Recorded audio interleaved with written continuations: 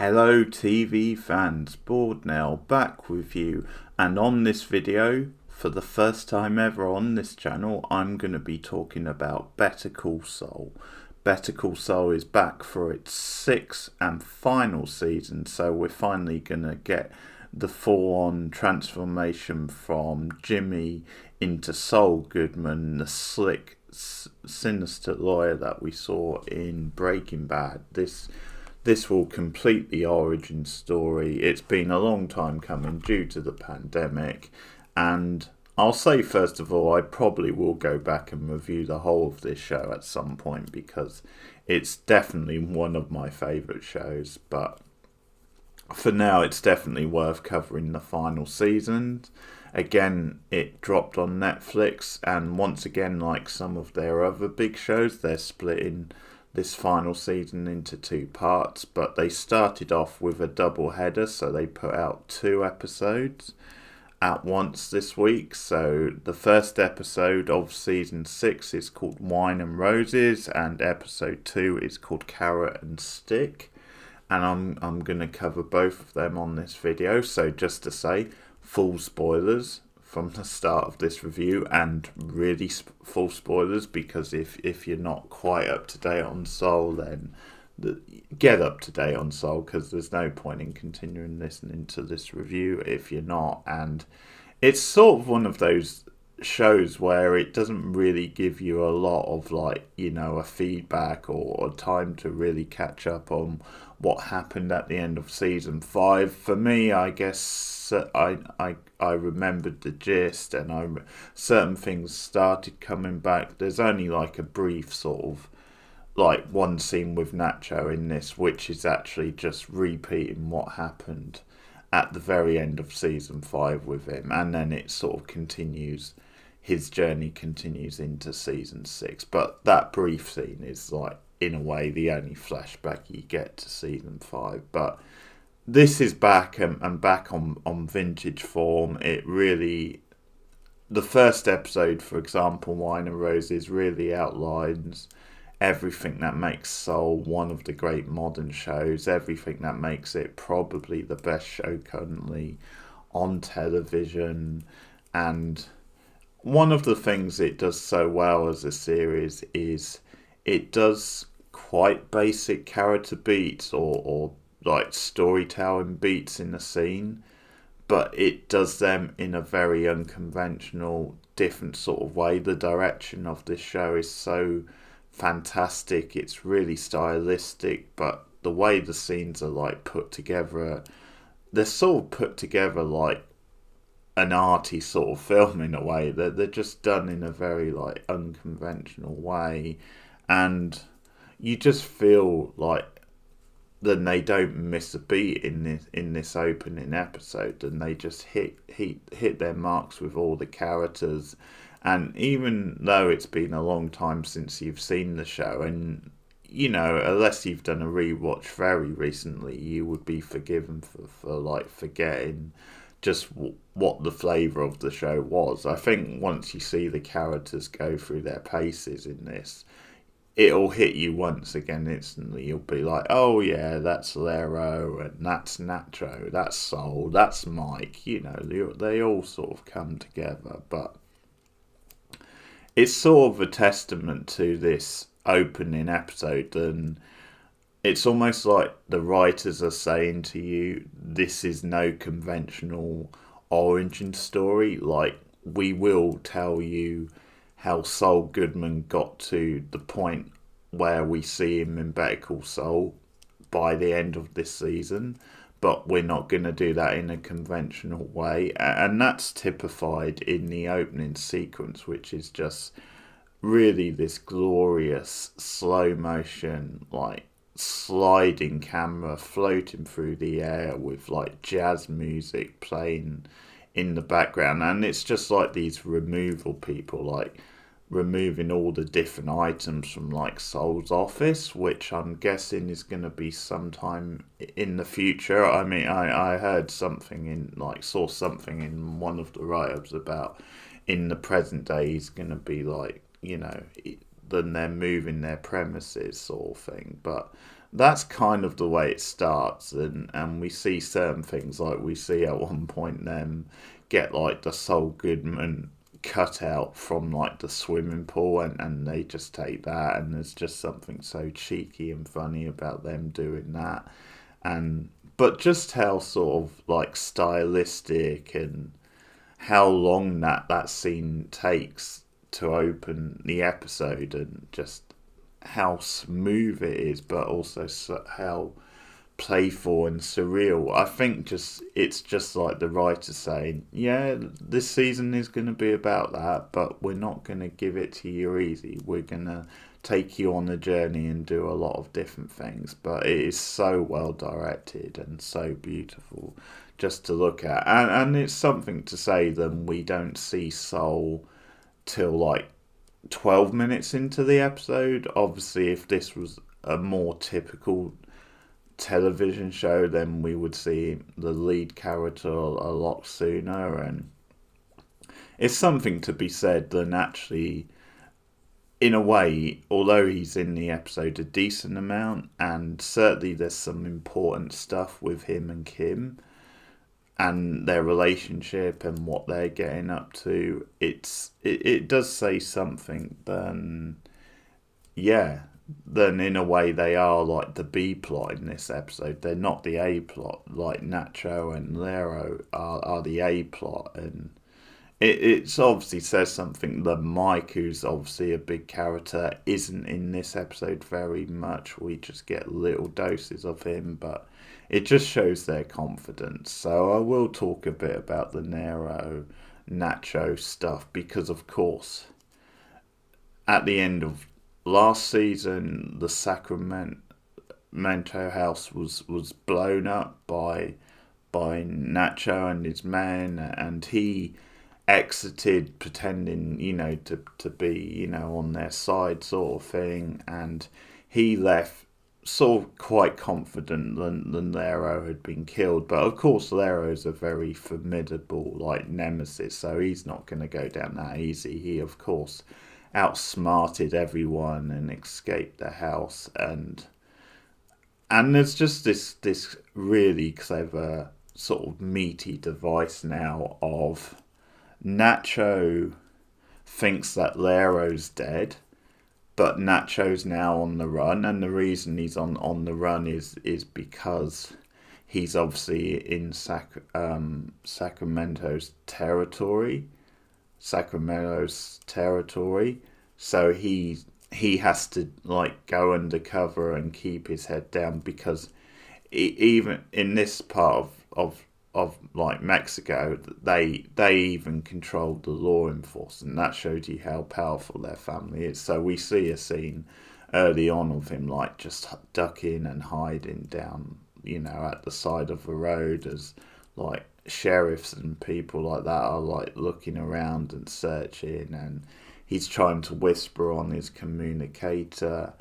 But I really like how sort of tense and how slow burning this whole thing of, but just how perfect is the way these two sort of plots are. I mean, it's the same plot obviously, but the two halves of the plot are like running alongside each other, because obviously, as I said, Nacho thinks Lero's dead, but at the same time he still has to keep his head down, go undercover Lero to make them think that he's dead. But at the same time he has to get, for a lot of the episode, he's also going undercover. I don't want people finding out I'm still alive. The wrong people, that is. Fascinating to watch them. And you've got two very different characters. Obviously Nacho has like his contact who he's speaking to, and he helps him, sets him up in a motel for the night.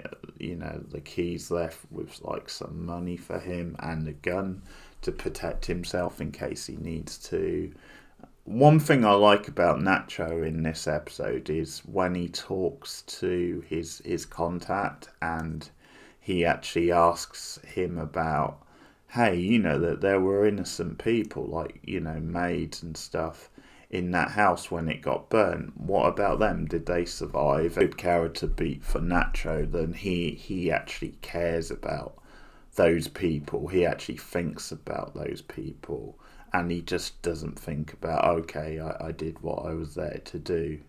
He's concerned about that stuff, which once again reminds us that this is a really, decent, everyday, grounded guy. You root for him once again. The actor's doing a great job, and I like how sort of tense and claustrophobic the stuff with him in the hotel is.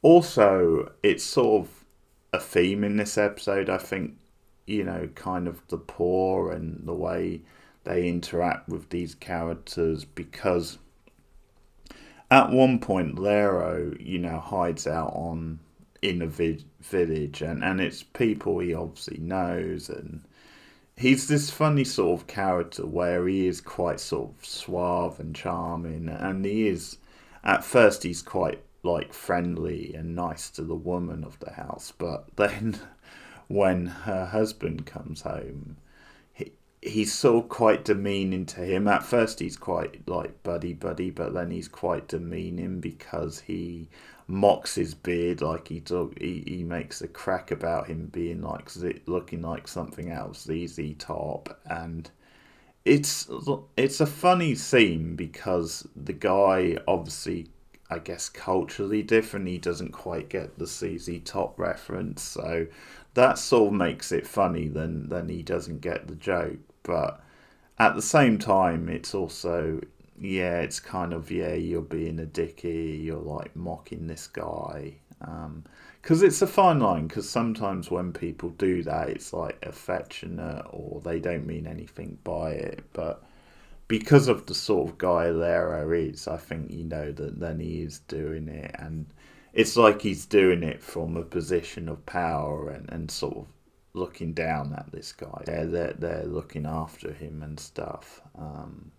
And he actually needs them. So you've got that side of it. Then this guy who's very powerful and privileged now needs their help, and yet he's still mocking them. He calls his uncle in the home. They assume that he's dead, that being Lero, because they assume that he was still in the house, and at one point they find the body.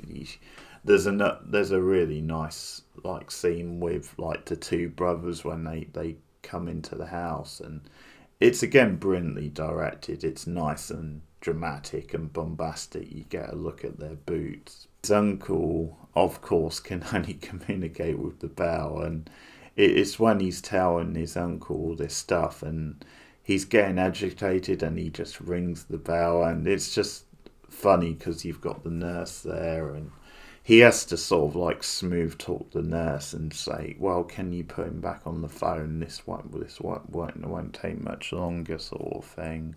He says, I told him some family news, and it was, some of it was good, some of it was not so good, which I really like too. But again, I just like this scene. I like how his uncle is, of course, communicating with the bell, and you got like a telephone call. So you've got on the one hand, obviously Lero just like talking normally, and the response over the phone is the bell, which the uncle uses for like code. So, and the code back to Lero is proof.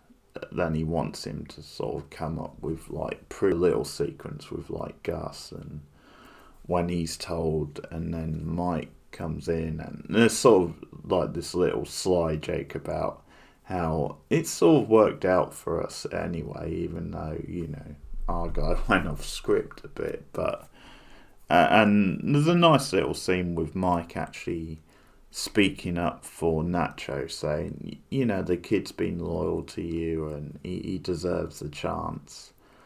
It's what Hector says about getting proof, and just a light bulb goes off in Lero's head. Nacho's waiting for a lift. He's told he has to wait a couple of days to get a lift. Lero's like, okay, I've got an idea. Giving money to these guys to transport him across the border, and there's a bunch of people there, like, and once again, this is where it comes back to like a class thing, and poorer people in Mexico. The scene is directed because he actually says, call this off. I told you, no refunds, arsehole. And so you get this thing where the other passengers are already in like the truck, and like the entrance is sealed with a bale of hay, and you sort of sense obviously the Nero is going to kill them, but it's done in a very different way, whereas most shows would just have it like you just see the shootout or you just see him shooting them. What happens is we actually go inside the truck, inside the hay sort of thing, with these passengers, and we hear the shooting along with them, and then it cuts to the outside, and Lero opens up the entrance again, and he says to them, sorry, you're gonna have to find another way to go north. But he's obviously, because he's killed the two guys, he's taken the money that they obviously got, and he gives them back to the passengers, says make sure they all get refunds.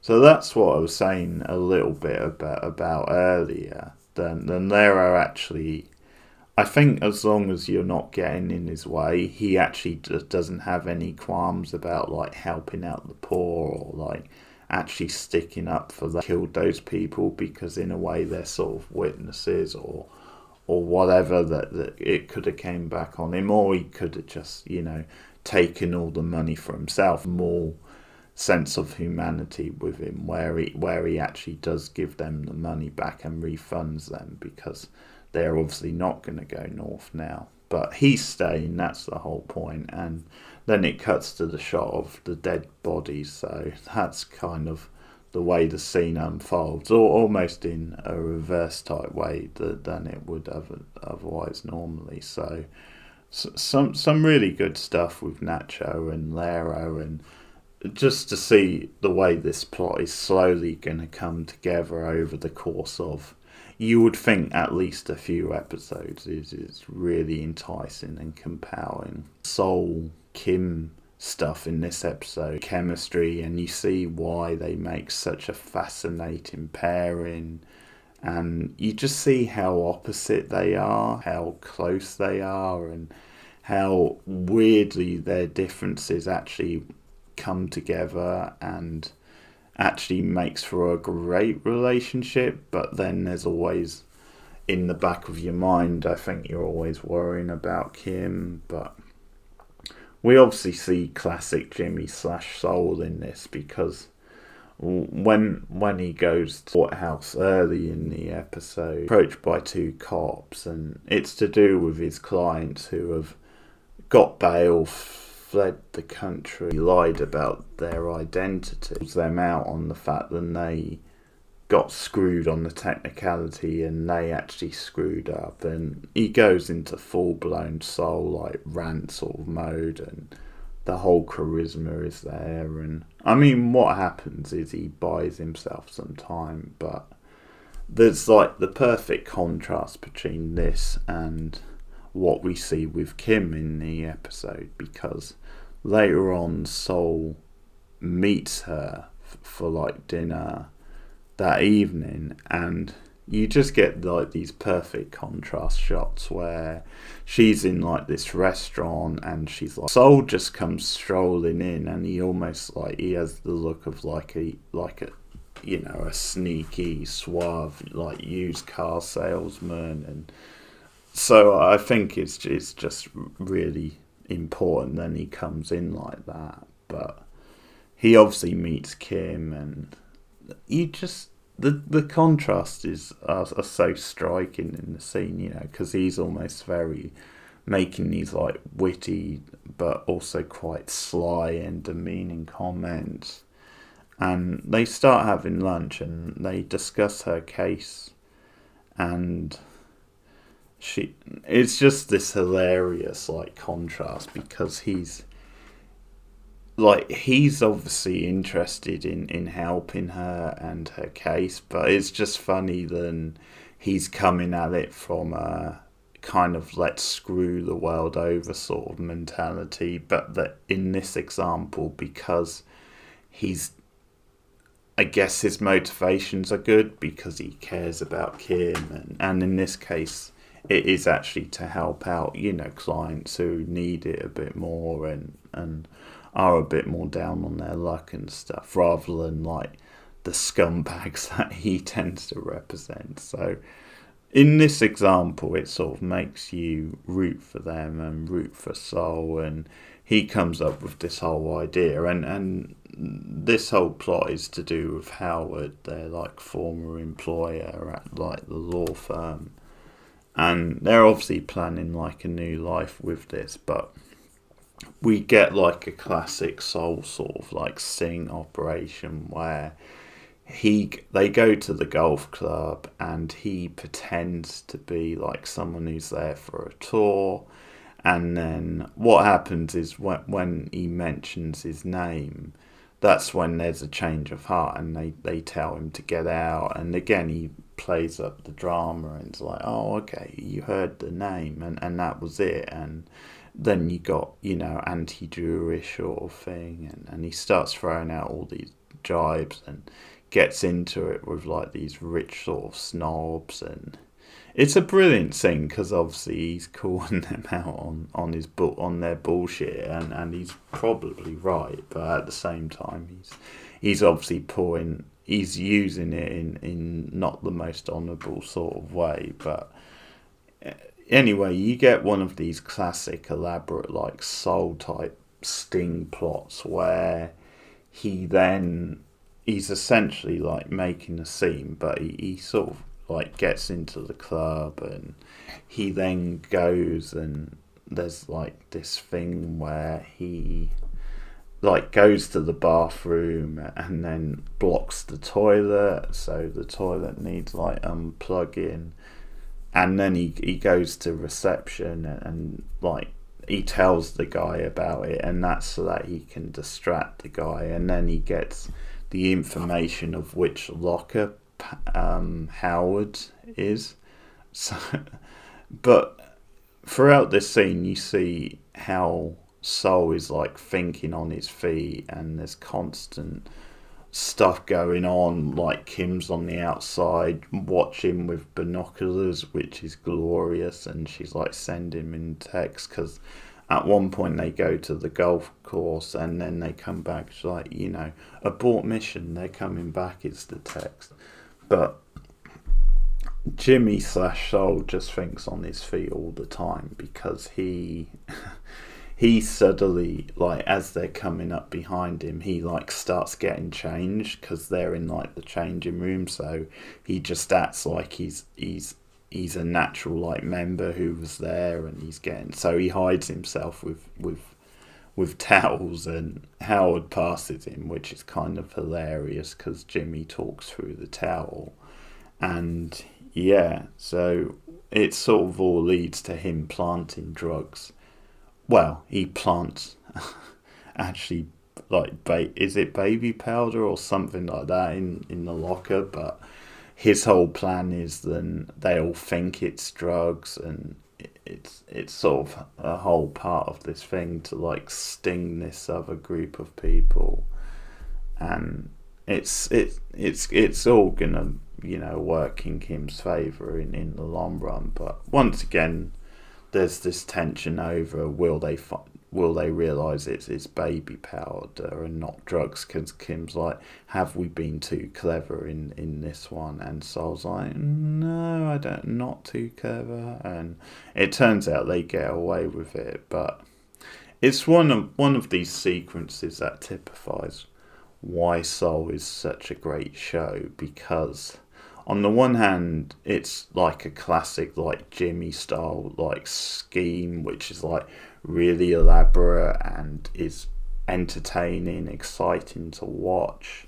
Because part of the fun is like it's just this puzzle where you're like, okay, which direction is this going? And it's actually one of like the unpredictable parts of the episode, like figuring out the direction of that scheme. But also there's suspense and tension to it, like the way it plays out, because when Howard and the other guy comes back, oh, is Jimmy gonna get caught? Are they gonna like realise that it's baby powder and not like actual drugs? So it's the perfect like mix of two things, being a really entertaining heist style scene, but also having some suspense and stakes to it as well, and really typifies why this is a truly great show. I will be back with episode 2 of Better Call Saul season 6 tomorrow. In the meantime, like, subscribe, as always, share me out on social media, and keep watching TV. I'll be back soon. Goodbye.